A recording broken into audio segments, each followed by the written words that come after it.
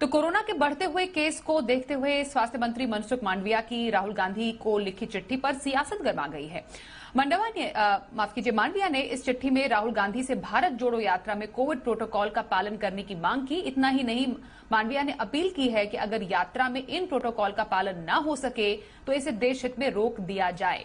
स्वास्थ्य मंत्री की इस चिट्ठी के बाद मोदी सरकार और मनसुख मांडविया कांग्रेस नेताओं के निशाने पर आ गई। कांग्रेस का यह कहना है कि बीजेपी सरकार भारत जोड़ो यात्रा में जनता के समर्थन को देखते हुए बौखला गई है, इसलिए यात्रा को रोकना चाहती है।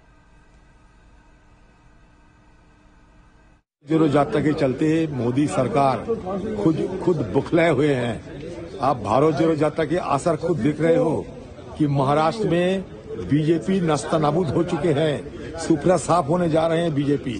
तो ये डर के मारे ये आम लोगों की निगाह भटकाने के लिए बुखलाए हुए बीजेपी पार्टी ये तरह तरह की सारे सवाल उठा रहे हैं। बीजेपी पार्टी को ये कहना चाहता हूँ, गुजरात में जब चुनाव हुई थी मोदी जी घर घर गए थे, क्या मास्क लगा के, क्या लोगों को सारे प्रोटोकॉल मानते हुए गए थे? मांडविया के मैं पूछना चाहता है कि राहुल गांधी की पदयात्रा शायद आपको अच्छा नहीं लगते होंगे, लेकिन सारे हिंदुस्तान के लोग इसमें दिलचस्पी दिखा रहे हैं, शामिल हो रहे हैं। राहुल गांधी जी की भारत जोड़ो यात्रा, नफरत छोड़ो भारत जोड़ो, ये लोगों में काफी इसका असर हुए हैं, ये जानता है मोदी सरकार। इसलिए मांडविया को तैनात किया गया कि कुछ बहाना बना के ये आम लोगों की निगाह भटकाया जाए। सवाल ये खड़ा होता है, क्या एक परिवार सब प्रोटोकॉल से ऊपर है? ये तो मैं मान सकता हूं कि आज भी गांधी परिवार में कांग्रेस के राष्ट्रीय अध्यक्ष को ज्यादा एक परिवार को मान्यता मिलती है, लेकिन देश का प्रोटोकॉल, कोविड का प्रोटोकॉल तो उनको फॉलो करना पड़ेगा। आखिर क्या कारण है कि आज भी एक पार्टी, एक राजनीतिक दल एक परिवार तक अपने आप को सीमित रखता है और उसके लिए सारे प्रोटोकॉल तोड़ने के लिए भी तैयार होता है? हमारे सहयोगी मनीष शुक्ला हमारे साथ है। मनीष, जो एक तरीके से एक कोरोना रिटर्न्स का नया डर या आशंका जताई जा रही है, कोविड प्रोटोकॉल तो हर किसी के लिए समान है, पर जो कांग्रेस है इसको कुछ अलग ढंग से देख रही है और बीजेपी पर आरोप लगा रही है। कांग्रेस की समस्या क्या है और ये सियासत कैसे इस पूरे मामले के बीच में आ गई है?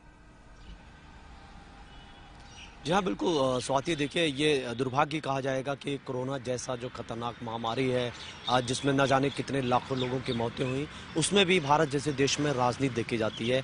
दरअसल कुछ ऐसी चीज़ें हैं जिसमें पॉलिटिक्स नहीं देखी जानी चाहिए। यहाँ पर मनसुख मांडविया ने जो लेटर लिखा उसमें दो बहुत स्पष्ट बातें की जो हेल्थ मिनिस्टर ने।